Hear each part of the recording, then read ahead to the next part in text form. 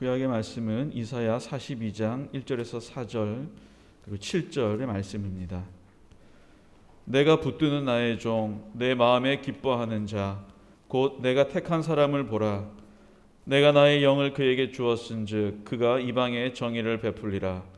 그는 외치지 아니하며 목소리를 높이지 아니하며 그 소리를 거리에 들리게 하지 아니하며 상한 갈대를 꺾지 아니하며 꺼져가는 등불을 끄지 아니하고 진실로 정의를 시행할 것이며 그는 쇠하지 아니하며 낙담하지 아니하고 세상의 정의를 세우기에 이르리니 섬들이 그 교훈을 앙망하리라. 내가 눈먼 자들의 눈을 밝히며 갇힌 자를 감옥에서 이끌어내며 흑암에 앉은 자를 감방에서 나오게 하리라. 아멘. 서신서의 말씀은 사도행전 10장 37절로 38절까지의 말씀입니다. 곧 요한이 그 세례를 반포한 후에 갈릴리에서 시작하여 온 유대에 두루 전파된 그것을 너희도 알거니와 하나님이 나사렛 예수에게 성령과 능력을 기름 붓듯 하셨음에 그가 두루 다니시며 선한 일을 행하시고 마귀에게 눌린 모든 사람을 고치셨으니 이는 하나님이 함께 하셨음이라. 아멘. 복음서의 말씀은 마태복음 3장 13절에서 17절입니다.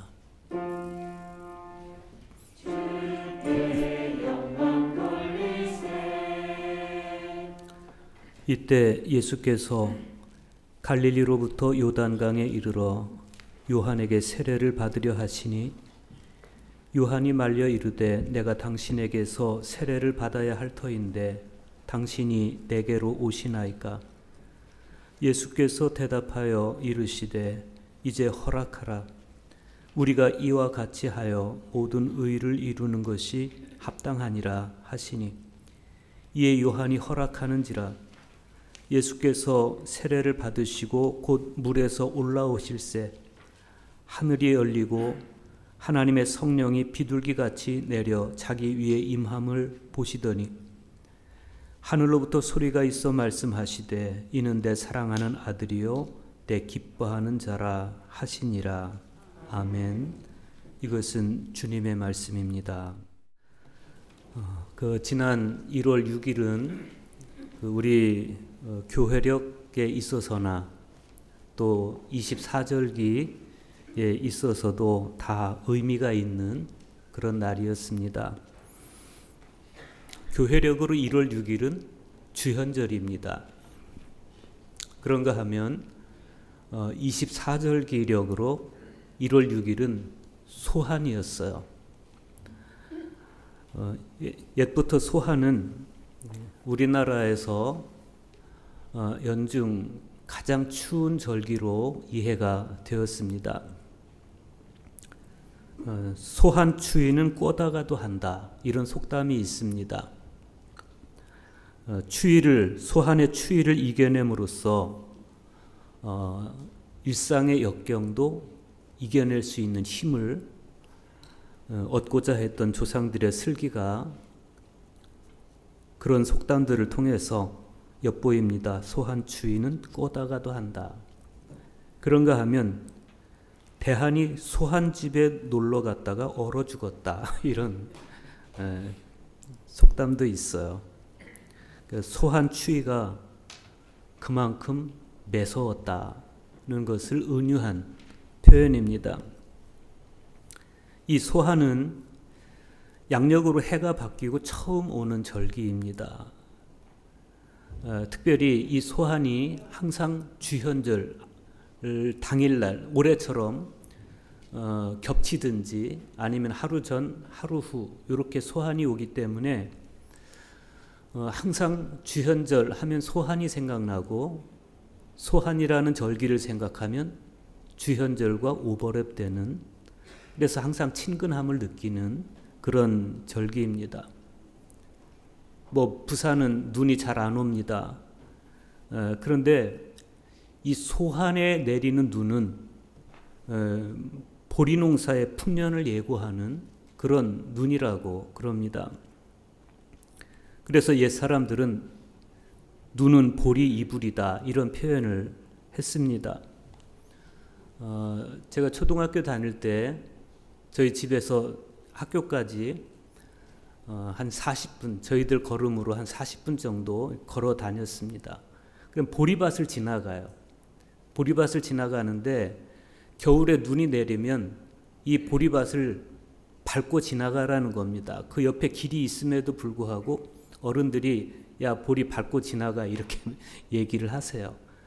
눈 내린 다음에 그 눈 아래에 있는 보리를 눈과 함께 꾹꾹 밟아주면 그 보리가 눈이 보리의 이불이 되어서 보리가 잘 자란다는 겁니다.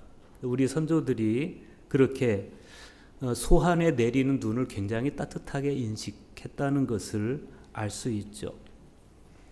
그러고 보면 헨리 나웬이 이 소한 무렵에 있는 주현절을 향해서 사랑과 마주치는 계절 이렇게 부른 것도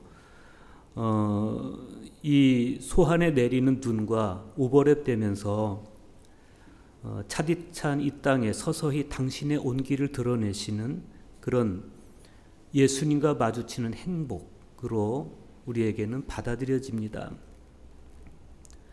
주현절, 그래서 이 주현이란 어원은 그리스어로 에피파니아입니다. 에피파니아, 스스로를 드러냄, 나타남 이런 뜻입니다. 고대의 어떤 신이나 아니면 신처럼 추앙받는 왕이 백성들이 사는 곳으로 내려갑니다. 시찰하러 가든 아니면 지나는 길이든.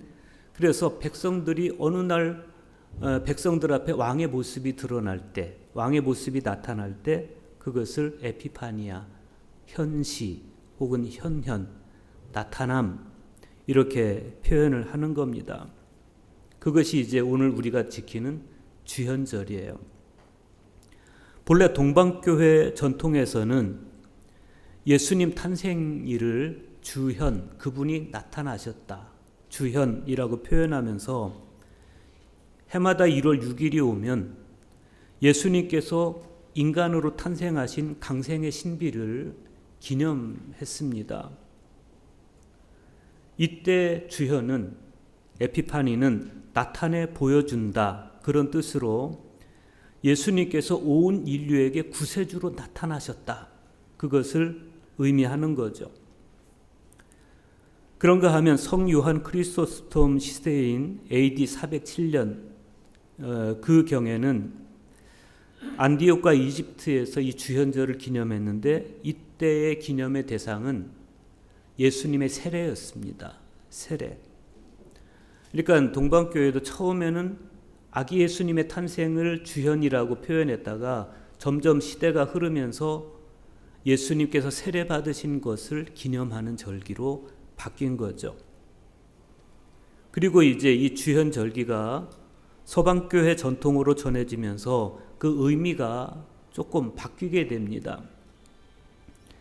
이 주현절을 서방교회에서는 아기 예수님께 경배하기 위해서 동방으로부터 베들레헴을 찾아온 동방 박사들을 기념하는 절기 이렇게 여겼습니다.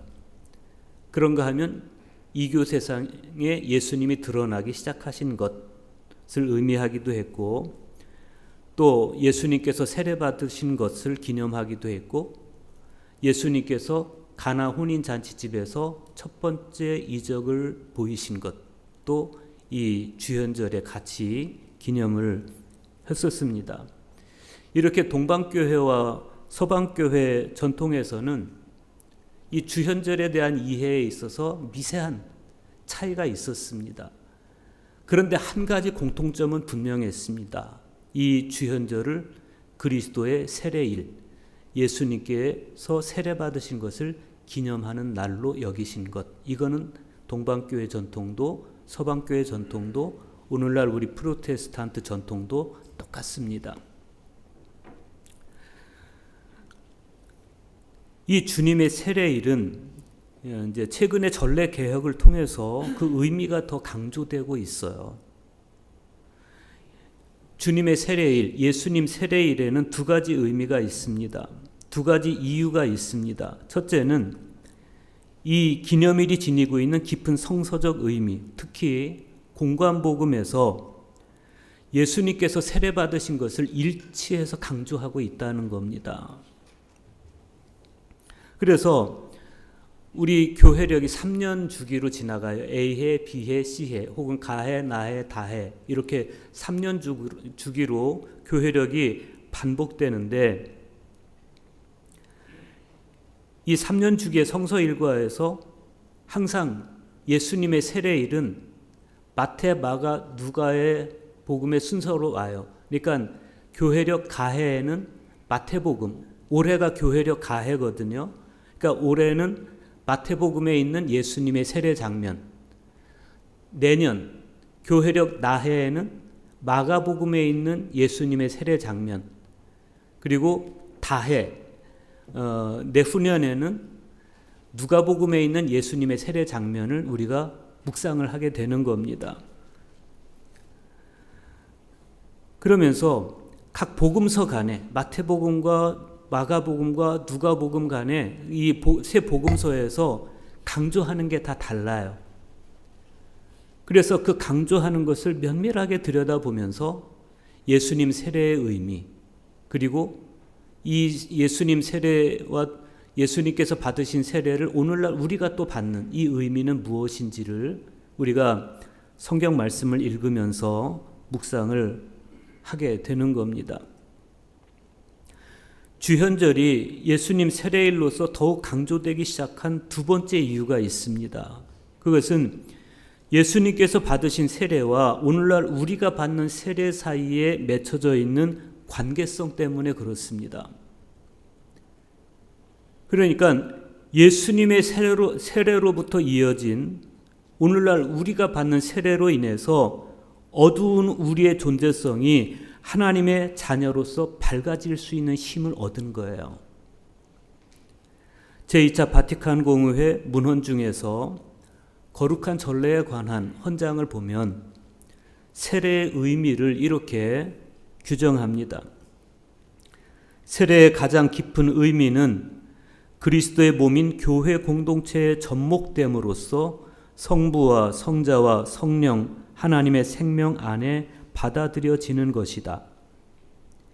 이로 인해 당연히 하나님께 위배되는 죄는 원죄이거나 본죄이거나 간에 모두 없어져 하나님의 자녀로서 새로운 생명을 받는 것이다. 하나님이 인간에게 주시는 구원의 은총이 확실히 주어졌음을 표징으로서 드러내는 세례는 사도 바울이 로마서 6장 3절과 4절에서 말한 표징을 의식으로서 표현하고 있다. 즉 그리스도로 말미암아 그리스도와 더불어 우리가 죽음으로써 새로운 생명을 받아들이고 물에 잠기는 것으로서 죽음을 나타내고 물에서 나오는 것으로서 부활의 은총을 나타냈다. 여러 교부는 또한 믿는 자의 어머니인 교회가 성령의 힘에 의해 약동된 세례의 셈에서 새로운 아들들을 아버지를 위해 낳는다는 표징으로 보고 있다 그랬어요. 물에 잠기는 것으로서 죽음을 나타내고 물에서 나오는 것으로서 부활의 은총을 나타냈다라고 할 때 우리가 받는 세례를 생각하면 좀 이해가 안 갈 수 있죠. 우리는 그냥 성수를 찍어서 머리에 얹어서 세례를 주는데 예수님 시대의 세례는 물속에 들어갔다 나오는 것이었습니다. 물에 들어가면서 과거에 나는 죽은 것이고 물에서 다시 올라옴으로써 새로운 나로 사는 것이고 부활에 이어지는 생명으로 살아가는 것. 그런데 예수님께서 세례받고 무트로 올라오실 때 어떤 현상이 있었습니까? 성령이 비둘기의 모양으로 내려오셔서 예수님께 임재하셨어요. 이 성령의 힘에 힘입어서 예수님께서 당신의 사역을 감당하셨다. 그렇다면 오늘 우리가 세례를 받을 때 역시 예수님 때와 똑같이 우리에게 성령이 임하시는 것이고 이후로 세례받은 우리는 성령 안에서 살아가는 거예요. 성령이 주시는 은총으로 성령이 주시는 능력으로 살아가는 거죠. 여러분 다 세례 받으셨죠? 그러면 여러분 모두에게는 성령이 임하신 것입니다. 그 성령님의 은총 안에서 살아가시기를 바랍니다. 오늘 구약성경과 서신서 복음서의 말씀은 일제히 예수님께서 받으신 세례를 집중적으로 해석하고 있어요. 그럼으로써 서로 간에 긴밀하게 연결되어 있습니다. 구약성경에서 이사야 선지자는 내가 나의 영을 그에게 주었은즉 그랬어요. 내가 나의 영을 그에게 주었은즉 예언이죠. 예언. 그런데 예수님께서 세례 받으실 때 무슨 현상이 있었어요? 하나님의 영이 비둘기의 모습으로 임했죠. 그걸 지금 이사야 선지자가 예언하는 겁니다. 내가 나의 영을 그에게 주었은즉 그가 이방에 정의를 베풀리라. 예수님께서 실제 세례받고 올라오실 때 비둘기같이 임하신 성령에 관한 예언입니다. 성령이 임하심으로 예수님께서 이방에 베푸신 정의는 온유함과 겸손함의 형태로 나타났어요. 서신서에서 사도 베드로 역시도 나사렛 예수를 소개하면서 그분의 정의는 세례를 받고 성령과 능력이 기름 붓듯 임하심으로 시작되었다라고 증언하고 있어요. 그리고 예수님께서 행하신 정의, 세례받고 성령의 능력이 임하신 다음에 행하신 정의는 선한 일을 행하시는 것, 그리고 마귀에게 눌린 사람을 고치신 것, 그리고 무사람들이 당신의 이름을 힘입어서 죄사함을 받게 된 것, 그런 것이에요. 복음서에 보면 예수님께서 당신이 세례 받으려고 하실 때 요한이 말려요. 세례 요한이 말립니다. 그때 요한에게 당신이 세례를 받으심으로 모든 의를 이루어야 한다. 이렇게 말씀하세요. 그러니까 구약 성경에서도 예수님께서 세례 받으시고 하나님의 정의를 실현하셨다라고 말씀하고 서신서에서 사도 베드로도 똑같이 이야기하는데 예수님께서 요한에게 내가 세례를 받아야 돼. 왜? 하나님의 의를 이루어야 하니까 라고 말씀을 하시는 겁니다.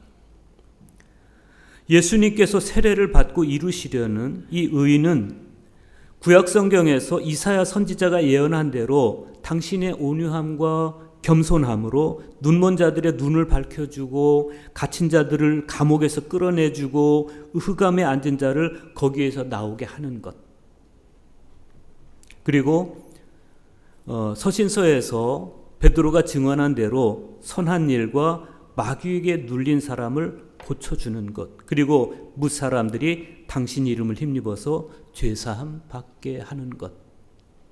이게 세례받으신 예수님께서 성령의 능력을 힘입어서 행하실 하나님의 정의라는 거예요. 복음서의 말씀을 먼저 보겠습니다. 마태복음 3장 13절과 14절 보십시오. 이때 예수께서 갈릴리로부터 요단강에 이르러 요한에게 세례를 받으려 하시니 요한이 말려 이르되 내가 당신에게서 세례를 받아야 할 터인데 당신이 내게로 오시나이까.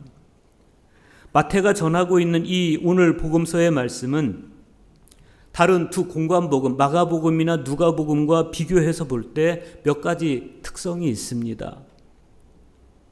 예를 들어서 예수님께서 세례를 받으려고 하실 때 당신이 내게 세례를 받으시려고 합니까? 라고 말리는 장면이 마가복음과 누가복음에는 없어요. 마태복음에만 있습니다.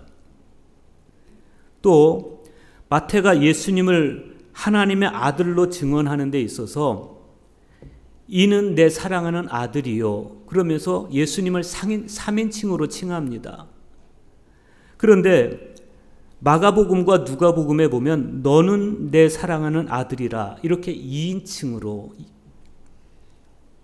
호칭을 붙이고 있습니다. 이게 별것 아닌 차이인 것 같은데 여기는 마태만 가지고 있는 독특한 시각이 있는 거예요. 너는 내 아들이다. 이렇게 2인칭으로 말하면 그 사람만 내 아들인 거예요. 그렇죠? 그런데 이는 내 아들이다 라고 3인칭으로 이야기할 때는 예수님만 하나님의 아들이 아니라 예수님의 세례를 따라서 세례받는 모든 사람이 다 하나님의 아들, 하나님의 자녀가 된다는 마태의 고백이 여기 있는 겁니다. 그러니까 마태가 고백하는 예수님은 아주 높은 곳에 당신은 거룩하게 계시고 그런 분이 아닌 거예요. 예수님은 높고 거룩하신 분, 인간은 낮고 천하고 존재, 이게 아닌 거예요. 마태가 고백하는 예수님은 높은 곳에만 계시는 것이 아니라 스스로를 낮추셔서 죄 없으신 당신과 죄와 사망 가운데 있는 모든 사람들을 동일한 하나님의 자녀로 주님은 부르고 계시다는 거예요. 이게 마태의 고백입니다. 그래서 예수님 당신만이 아니라 예수의 뒤를 이어서 세례받는 모든 사람은 다 하나님의 자녀라는 마태의 고백이 여기 있습니다.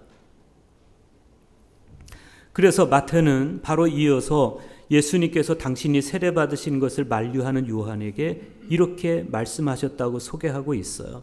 이제 허락하라. 우리가 이와 같이 하여 모든 의를 이루는 것이 합당하니라 그랬어요. 모든 의를 이루는 것이 합당하니라. 여기서 모든 의라고 하는 것은 마태복음에 자주 등장하는 거예요. 마태복음 5장 6절에 보면 의를 위하여 핍박을 받는 자, 이것도 하나님의 의. 또 다른 곳에도 이제 표현이 되어 있는데 여기서 그 마태가 이야기하는 의는 하나님의 뜻에 대한 신선하고도 철저한 순종을 이야기하는 겁니다. 그러니까 마태복음 전체에는 예수님께서 하나님의 의를 이루기 위해서 철저하게 순종하는 것을 그리고 있는 겁니다. 당신이 받으실 세례가 예시하듯이 모든 사람을 위한 죽음, 이것도 여기에 순종하는 것도 하나님의 의를 이루는 거예요. 온유함과 겸손함으로 살아가시는 모습도 하나님의 의를 이루는 것이고, 눈먼 자들의 눈을 밝혀주고 감옥에 갇힌 자들을 끌어내주고 흑암에 앉은 자를 거기서 나오게 하는 것, 이것도 예수님께서 세례 받으신 이후에 성령의 은총 속에서 성령의 능력으로 말미암아 행하시는 하나님의 의라는 겁니다. 그런데 여기에 우리가 주목해서 봐야 할 한 가지 진리가 있어요. 그건 뭐냐면 예수님께서 요한에게 하신 말씀입니다. 예수님은 요한에게 이렇게 말씀하실 수 있어요. 내가 세례 받는 것을 허락해라. 그럼으로써 내가 하나님의 의를 이루는 것이 합당하니라. 이렇게 말씀하실 수 있죠. 그런데 예수님은 내가 하나님의 의를 이루는 것이라고 말씀하시지 않고 헬라어로 헤민, 우리라고 말씀하세요. 우리가 이와 같이 하여 이 의를 이루는 것이 합당하다. 즉 세례를 받는 나나 세례를 주는 너나 똑같이 우리가 이렇게 함으로써 하나님의 의를 이루어야 한다고 말씀하시는 거예요. 마태는 이때 요한의 반응을 이렇게 소개합니다. 이에 요한이 허락하는지라. 내가 의를 이루어야 하는 것이 아니라 너와 나, 우리가 의를 이루어야 하는 것이다 라는 말씀을 듣고 요한이 예수님의 세례를 허락했다는 것이죠. 이것은 단지 예수님께서 받으시는 세례에 대한 허락만이 아니에요. 세례와 함께 시작될 하나님의 의를 위한 예수님과 세례 요한 자신의 순종, 그리고 예수님과 자신의 순종으로 인해서 예수님과 자신에게 똑같이 다가올 죽음에 대한 순종인 거예요. 죽음에 대한 허락인 겁니다. 그래서 죄 없으신 예수님이 죄인처럼 세례를 받게 되었습니다. 그리고 이때 벌어진 광경을 마태는 우리에게 소개하고 있어요. 16절과 17절 보십시오. 예수께서 세례를 받으시고 곧 물에서 올라오실새 하늘이 열리고 하나님의 성령이 비둘기같이 내려 자기 위에 임하심을 보시더니 하늘로부터 소리가 있어 말씀하시되 이는 내 사랑하는 아들이요 내 기뻐하는 자라 하시니라. 예수님께서 세례받고 올라오실 때 나타난 현상은 세 가지였습니다. 첫째는 하늘이 예수님을 향해서 열렸습니다.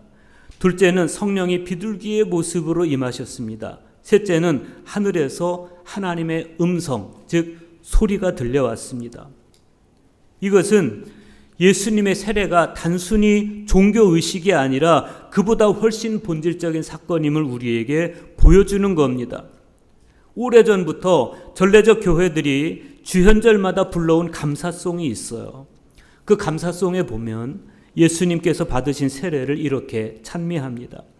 하나님, 당신은 그리스도의 세례를 통하여 요단강물을 신비롭게 하시어 성별하시고 하늘로부터 말씀을 들려주심으로써 당신의 말씀이 사람들 가운데 살아계심을 믿게 하셨으며 성령을 비둘기 모양으로 내려보내심으로써 당신의 종 그리스도에게 기름을 바르시고 가난한 이들에게 복음을 전하도록 성자를 보내셨음을 알게 하셨나이다. 이 주현절의 감사송은 예수님께서 받으신 세례의 신비에 대해서 아주 중요한 세 가지를 강조하고 있습니다. 첫째는 예수님께서 요단강물에 들어가심으로써 요단강물이 거룩한 물로 성별되었다는 것. 두 번째는 하늘로부터 들려오는 소리가 예수님을 하나님의 아들로서 선포하고 있다는 것이고, 세 번째는 능력을 주시는 성령의 활동으로 인하여 예수께서 그리스도로 성별되었다는 것입니다. 그리고 굳이 한 가지를 덧붙이자면 이 주현절 감사송 외에 한 가지를 오늘 우리가 함께 읽은 말씀 안에서 덧붙이자면 예수님께 성령이 임하심으로써 예수님이 힘을 얻고 하나님의 의를 실천할 수 있는 능력을 얻으셨다. 이렇게 볼 수 있겠죠.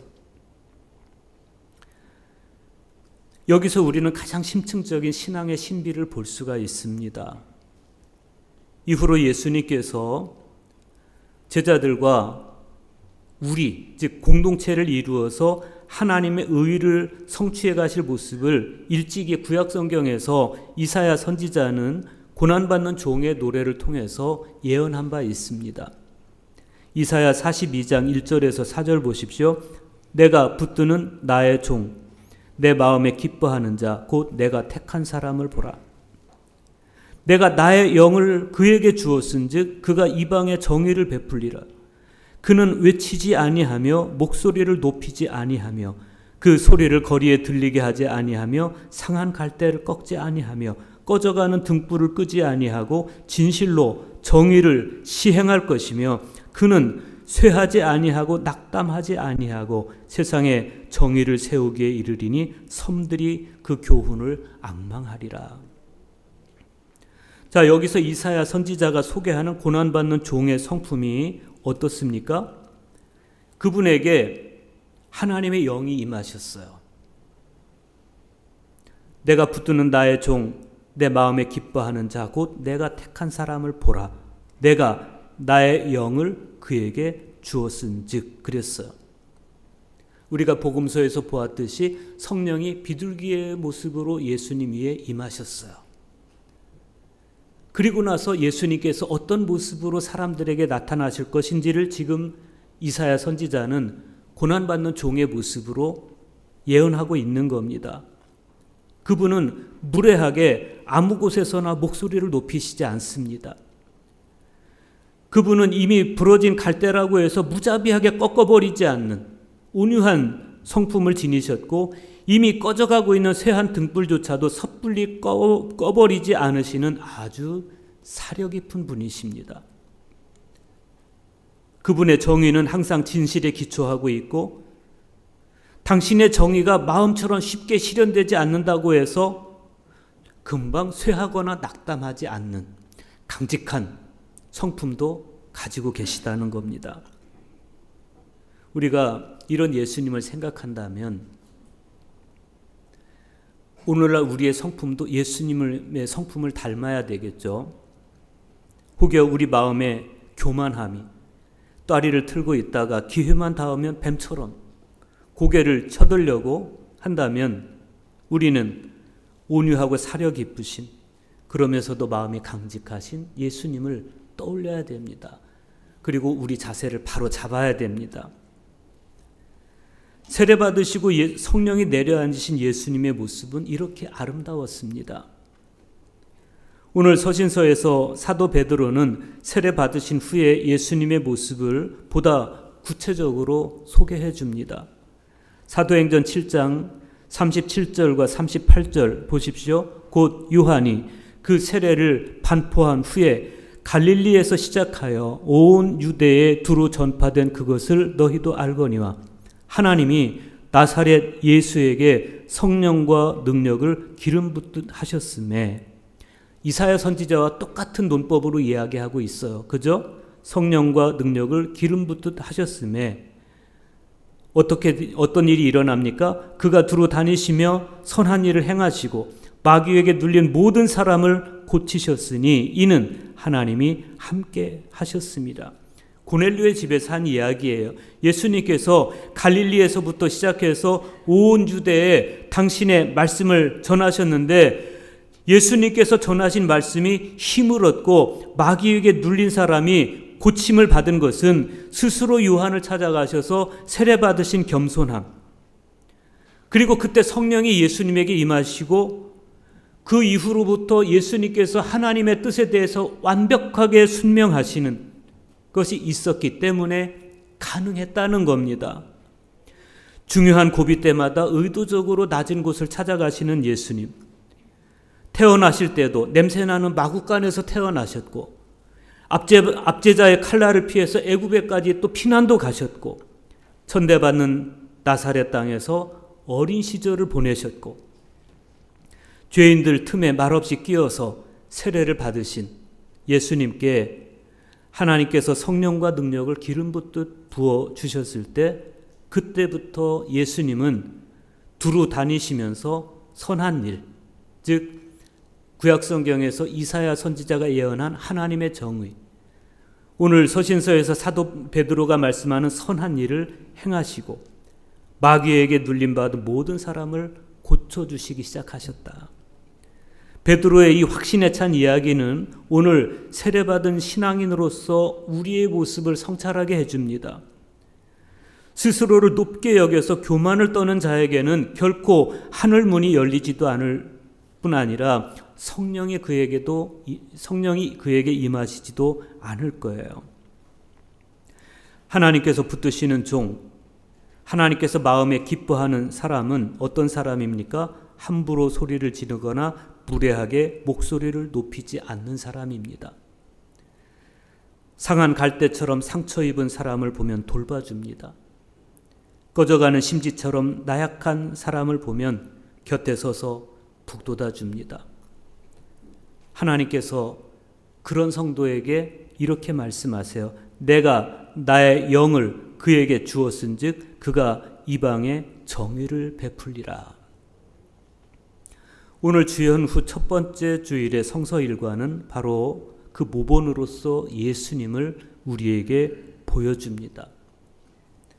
예수님께서 요단강에서 받으신 세례가 인간 실존의 운명처럼 드리운 어두움을 끝내고 하나님 자녀로의 질적인 변화를 맞이하게 하셨듯이 예수님을 뒤이어서 세례받은 우리도 성령이 임하시고 하나님의 말씀이 우리에게 들려와서 우리도 예수님처럼 하나님의 자녀로서 살게 되기를 축복합니다.